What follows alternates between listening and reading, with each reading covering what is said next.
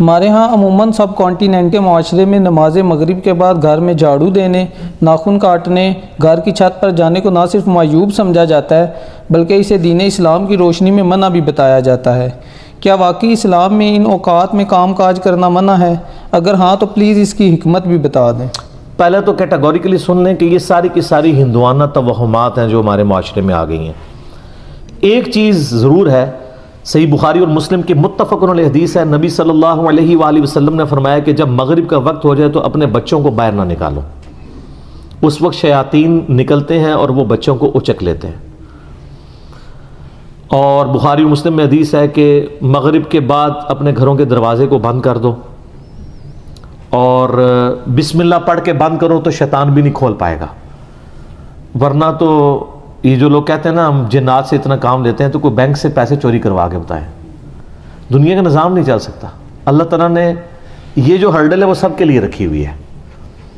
بخاری مسلم میں الفاظ ہیں، اپنے برتنوں کو ڈھانپ دو، خالی برتنوں کو الٹا کر دو اگر ڈھانپ نہیں سکتے، اور اگر بھرے ہوئے برتن ہیں اس کو ڈھانپنے کے لیے کوئی چیز نہ ملے تو بخاری مسلم کے الفاظ ہیں، کوئی ایک تنکا ہی اس کے اوپر رکھ دو۔ اور مسلم شریف میں حدیث ہے کہ ایک رات سال میں ایسی آتی ہے جس میں اللہ تعالیٰ کی طرف سے کئی ایک مرض آتے ہیں اور وہ ایسے برتن میں داخل ہو جاتے ہیں جن برتنوں کو کھلا رکھا ہوا ہوتا ہے۔ تو نبی صلی اللہ علیہ وآلہ وسلم نے یہ ساری انسٹرکشنز فرمائی۔ پھر بخاری مسلم میں یہ بھی حدیث ہے کہ نبی علیہ السلام فرمایا رات کو چراغ بجھا کے سو۔ بعض اوقات آپ علیہ السلام نے فرمایا کہ جو وہ چوہا ہے وہ دیے کی بتی کو لے جاتا ہے اور گھر میں آگ لگ جاتی ہے۔ بلکہ بخاری مسلم میں یہ بھی موجود ہے کہ نبی علیہ السلام کے مبارک زمانے میں ایک گھر کو آگ لگی اور سارے گھر والے جل گئے، اور وہ اسی طرح لگی تو آپ علیہ السلام نے منع فرمایا۔ اور اس کو آپ آج کل کے اعتبار سے دیکھ لیں، یہ سوئی گیس کے ہیٹر یا اور بھی آگ والی کوئی بھی چیزیں رات کو بند کر کے سونا چاہیے۔ آئے دن ابھی تک واقعات ہو رہے ہیں کہ لوگ مرتے ہیں۔ لوڈ شیڈنگ ہوتی ہے، جب گیس آتی ہے تو آٹومیٹک ہیٹر تو آپ کو پتہ ہے 15-20 ہزار روپے کا ملتا ہے۔ ہمارے جو عام 2,500-3 ہزار والے ہے ہیٹر، یہ تو جب گیس آئے گی تو دوبارہ چلنا شروع ہو جائیں گے، اور ظاہر ہے وہ پائلٹ بھی بجھ گیا ہوتا ہے۔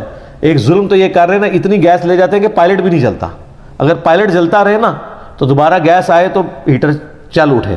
اسی طریقے سے آج کل آپ کو پتا ہے وہ چونکہ پائلٹ جو کہ بھی گیس نہیں رہتی ہے تو وہ گیزر بھی رات کو بند ہو جاتے ہیں، ورنہ پہلے جو لوڈ شیڈنگ ہوا کرتی تھی نا اس میں پائلٹ بند نہیں ہوتا تھا، اتنی گیس ضرور رکھتے تھے تو رات کو جب صبح فجر کے وقت جب گیس واپس آتی تھی تو دوبارہ گیزر۔ اب تو روزانہ گیزر بھی آن کرنا پڑتا ہے۔ آٹومیٹک تو تھوڑے لوگ ہی افورڈ کر سکتے ہیں، اتنے مہنگے ہیں۔ تو یہ چیزیں ضرور ہیں۔ باقی یہ توہمات ہیں کہ جی گھر کی منڈیر پہ کوا بیٹھ جائے تو مہمان آ رہا ہے، کالی بلی راستہ کاٹ دے تو یہ کوئی نحوست ہے، شیشہ ٹوٹ جانے کو نحوست سمجھتے ہیں۔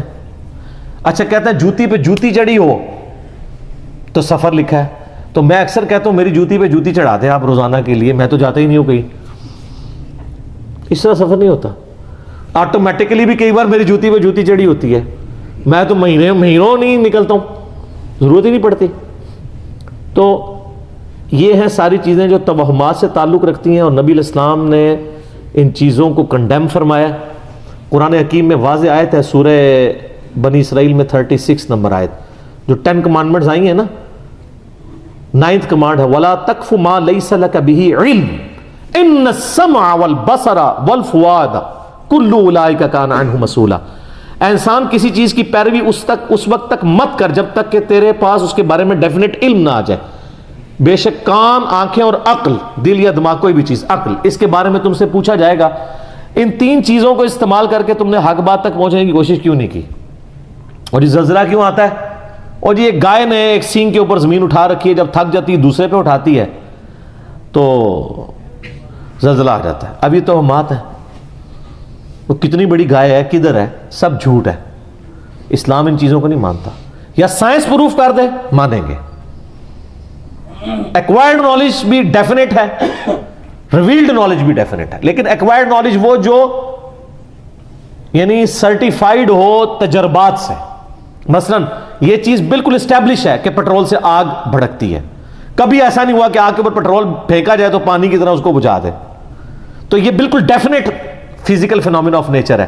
یہ قرآن و سنت کی طرح حجت ہے، اتنا حجت ہے کہ آپ دیکھیں حضرت ابراہیم علیہ السلام نے نمرود کو جس دلیل پہ خاموش کروایا تھا وہ ہے ہی یہی تھی کہ میرا رب وہ ہے جو مشرق سے سورج نکالتا ہے، اگر تو رب ہے تو مغرب سے نکال کے بتا.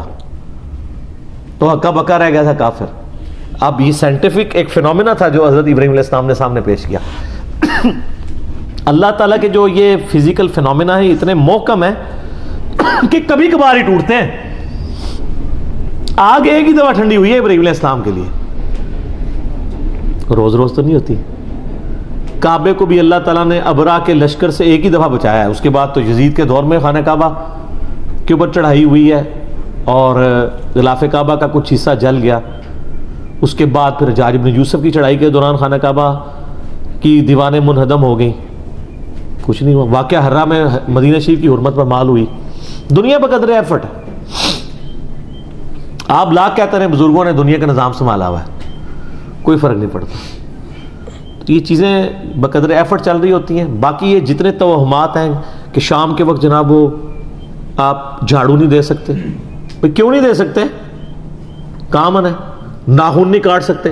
اور میں نے تو گھروں میں لڑائیاں ہوتی دیکھی ہیں اس بات کے اوپر. خامن بیویوں کو ڈانٹ رہے ہیں, مائیں بچوں کو ڈانٹ رہی ہیں, رات کے وقت کو ناخن کاٹ لے اور ان سے یہ پوچھیں کہاں لکھا ہوا ہے تو نہ ان کو پتا نہ ان کو بتانے والوں کو پتا. سارے سنا کے سننی ٹنی پڑھ پڑھا کے سننی بنو. اسلام میں کوئی ایسی چیز نہیں ہے کہ آپ اس کی بنیاد کے اوپر لوگوں کو مصیبت میں ڈال دیں. جو چیزیں منع کرنے والی تھی وہ کر دی گئی ہیں. وہ میں نے آپ کو بتا دیا کہ رات کے وقت بچوں کو نہیں نکالنا آپ نے, مغرب کے وقت وہ ساری چیزیں اپنی جگہ موجود ہیں. اچھا ہوتی کوئی یعنی 10 چیز موجود ہے اس کے ساتھ صفر لگا کے اس کو 100 کر دیتے ہیں, کوئی اور صفر لگا کے 1000 کر دیتا ہے. اس طریقے سے بڑھاتے چلے جاتے ہیں, غلو کرتے جاتے ہیں. حقیقت میں وہ چیز بڑی تھوڑی ہوتی ہے. اس طریقے سے دین میں خود ایگزیجریشن کرنا, لڑائی جھگڑے کرنا. بھائی صفائی تو نصف ایمان ہے. صحیح مسلم میں 534 نمبر حدیث ہے, صفائی نصف ایمان ہے. وہ صفائی کے لیے کوئی ٹائمنگ نہیں بتائے گی, جس وقت مرضی آپ کریں صفائی. اچھا جن چیزوں میں ٹائمنگ بتائی تھی اس میں کوئی فالو نہیں کرتا. سورہ نور اٹھا کے دیکھیں, اللہ تعالیٰ نے 3 اوقات میں کسی کے گھر جانے سے منع فرمایا. ارلی ان دا مارننگ, دوپہر کے وقت اور رات کے وقت. تو مجھے تو بڑا غصہ آتا ہے ایسے لوگوں پہ جو عشاء کے بعد جو ہے وہ مہمان بن کے تو منہ اٹھا کے آ جاتے ہیں.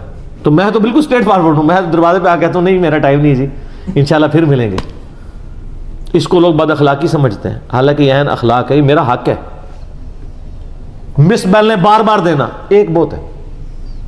مجھے ضرورت ہوگی میں دوبارہ کال کر لوں گا, اگر نہیں کرنی 50 کے بعد بھی نہیں کروں گا.